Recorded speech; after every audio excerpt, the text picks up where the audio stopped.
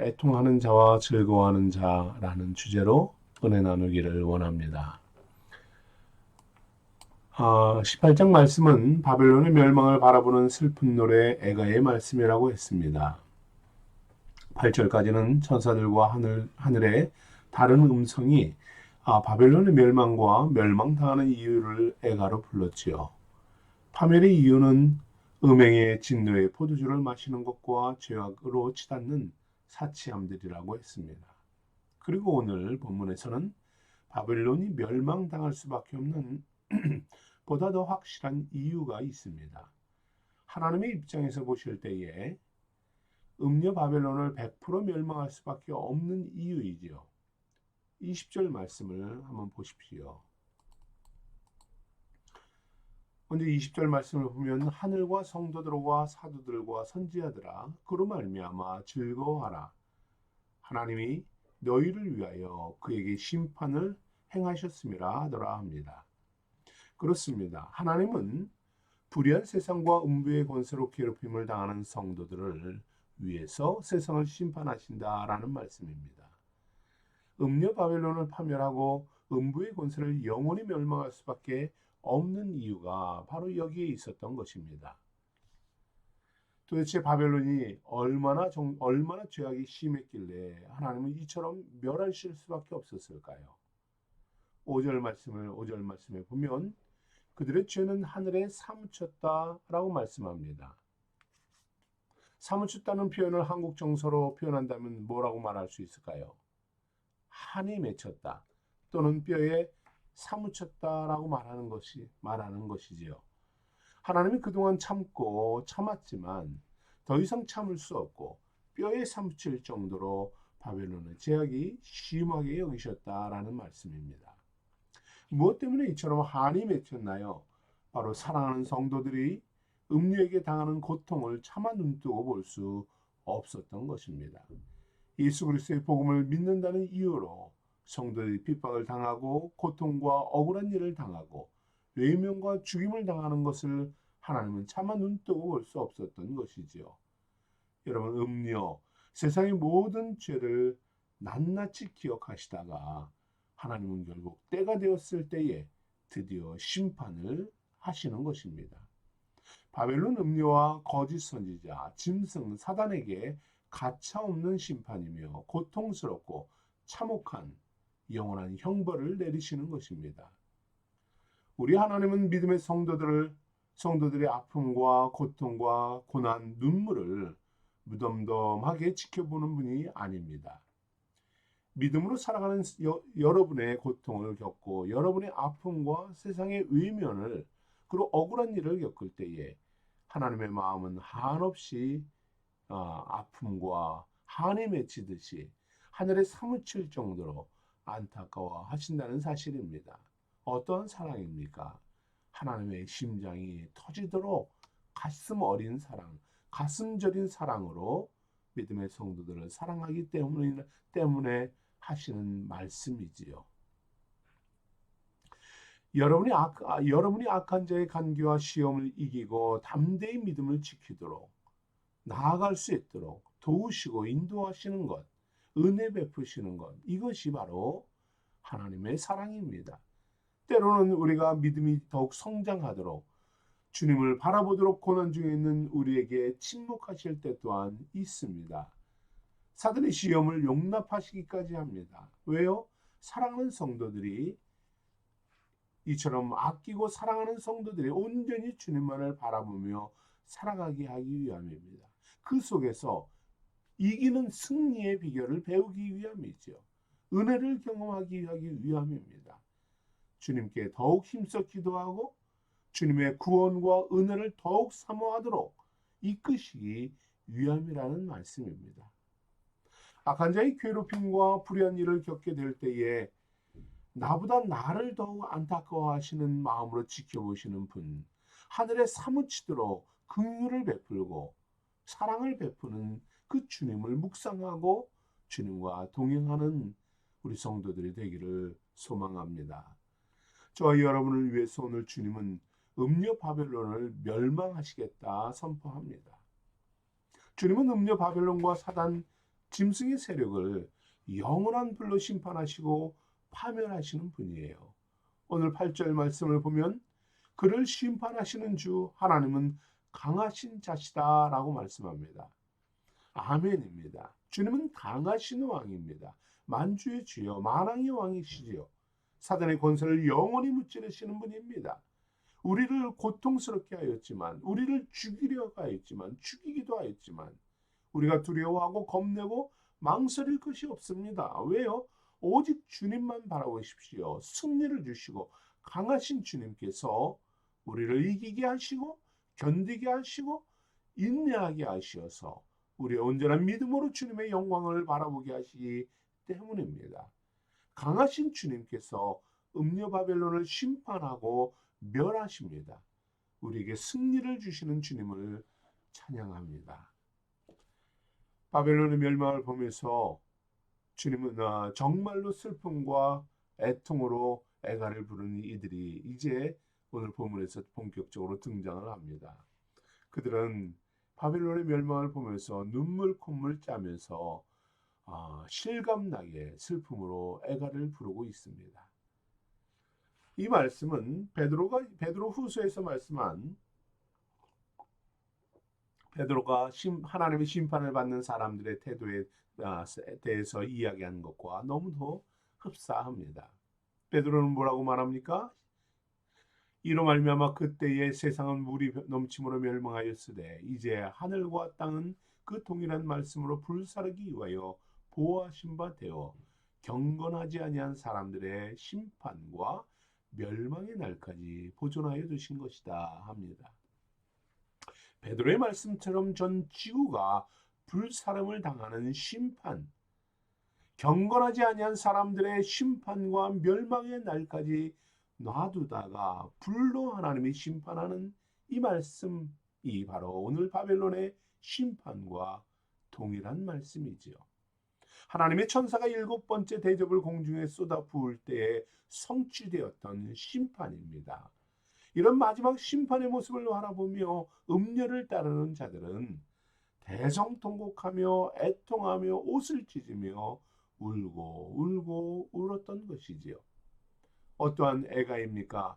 지구와 함께 멸망하는 자들의 슬픔의 노래입니다. 음녀의 심판과 큰 성 바벨론의 심판은 거의 동시적인 사건입니다. 음녀는 17장의 예언대로 같은 편이지요. 같은 편이며 사단의 하수인입니다.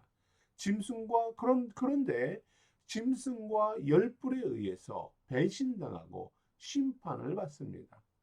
하지만 바벨론은 하나님의 천사가 7번째 대접 심판의 불로 소멸하게 하시는 것이죠. 음녀의 입장에서는 배신을 당하고 하나님의 입장에서는 하나님의 심판으로 멸망을 당하고 파멸을 당하는 음녀와 바벨론의 모습을 보게 됩니다. 불의 심판으로 멸망당하여 애통하게 하는 자들, 이들입니다. 이들은 크게 오늘 본문의 두 부류를 소개하고 있습니다. 9절에서 10절은 바벨론과 함께 음행하며 사치하던 왕의 땅들이 슬퍼하는 애가가 나옵니다. 땅의 왕들은 누군가요? 땅을 지배하는 계층의 사람들입니다. 정치, 종교, 사회 모든 계층의 지도자들이 음녀의 진노에 포도주를 마시며 향락과 타락과 죄악에 흠뻑 젖어 살아가는 자들입니다. 이들은 어떻게 진리를 대적하며 살았습니까? 자신들의 죄를 부끄러워하지 않고요.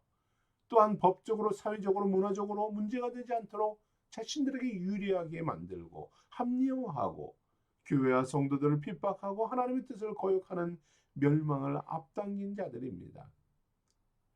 사실 우리 믿음의 사람들 중에서 이러한 왕이나 권력자들이 나오면 좋겠다 하는 생각을 가끔 합니다. 왜냐하면 멸망에 속한 자들이 아니라 그들이 갖고 있는 믿음의 성도들이 권세를 얻는다면 성도들을 하나님의 말씀과 교훈에 따라 정책을 세우고 법을 세우고 그리고 하나님의 공의와 정의가 흐르도록 하는 것, 이것이 얼마나 복된 삶입니까? 그런데 이 왕들은 그러지 않았습니다. 하나님을 대적하는 법을 세우고 하나님을 섬기지 못하도록 정책을 세우며 하나님을 거부하고 오히려 세상을 더욱 악하게 하며 음녀의 정책을 따라가는 이러한 자들이었다라고 말씀하고 있는 것입니다. 그리고 11절에서 19절은 어떻습니까? 바벨론에서 불을 쌓고 풍요를 누리던 상인들의 애가가 나오고 있습니다. 이들의 울며 애통하는 이유가 무엇입니까? 자신들이 만들어 파는 물건을 사는 이들이 없기 때문입니다. 본문에는 상인들의 상품에 대해서 여러 가지 소개를 해요. 금과 은이요, 보석과 진주요, 의류와 옷감, 비난, 짐승, 각종 물품들을 팔고 삽니다. 이런 물품이 없이는 사실 세상을 살아갈 수가 없지요. 옷이 없으면 우리가 어떻게 살아가겠습니까? 음식이 없으면 우리가 어떻게 살아가겠습니까? 당연히 필요한 것이지요. 주님은 이런 상품들에 대해서 14절에 이렇게 소개합니다. 바벨론아, 내 영혼이 탐하던 과일이 내게서 떠났으며 맛있는 것과 빛난 것들이 다 없어졌으니 사람들이 결코 이것을 다시 보지 못하리로다 말씀합니다. 인생들의 영혼은 하나님의 말씀과 기도와 성령의 열매를 추구해야 되지만 그것으로 인하여 만족하며 배부름을 얻어야 하지만 그러나 마지막 때 인생들은 세상에서 배부르고 세상에서 향락이 취하고 풍요로움만을 취하고 하나님의 부와 하나님의 영광과 하늘에 쌓는 보물은 전혀 아랑곳하지 않는 이러한 모습들이었던 것입니다. 성경은 우리에게 말씀하지요. 세상에 허탄한 것을 자랑하지 말라라고 말씀합니다. 성도는 세상의 물질과 아름다움이 아니라 파멸에서 구원해 주시는 주님을 바라봐야 하는 것입니다. 물론 믿음의 성도들이 열심히 일을 하고 많은 부를 쌓고 풍요로움을 누리길 축복합니다. 그러나 그 모든 것이 하나님의 영화로움을 위하고 하나님의 영광 때문에 되어져야 하는 것이지요. 그것을 위해서 우리가 힘써 가정을 세우고 사업을 세우고 물질을 모으고 하는 것입니다. 이것을 통하여 주님의 자랑이 되고 주님의 기쁨이 되고 주님께 소망을 두는 성도들로 살아가기를 축복합니다. 두 번째, 하늘에 있는 자들의 노래가 나옵니다. 20절에서 24절의 말씀을 보면 이들은 즐거움으로 노래하라 하십니다. 바벨론과 세상의 파멸은 세상을 의지하고 바라보던 사람들에게 슬픔의 노래요, 눈물의 시간이었습니다. 자신도 그 속에서 파멸되어가는 모습에 두려워하고 고통에 휩싸여 호소하는 애가를 그들은 부릅니다. 그러나 하나님의 마지막 심판이 이를 때에 하늘에서는 어떤 광경이 펼쳐지고 있습니까? 하늘에서 즐거움의 함성이 들립니다. 축하의 노래와 승리를 주신 하나님을 경배하며 기쁨으로 노래를 하고 있지요. 20절의 말씀에 하늘과 성도들과 사도들과 선지자들과 그로 말미암아 즐거워하라라고 말씀합니다. 이제 하나님은 사도들과 선지자들이 흘린 피를 신원하는 때가 되었다라고 하시는 것입니다.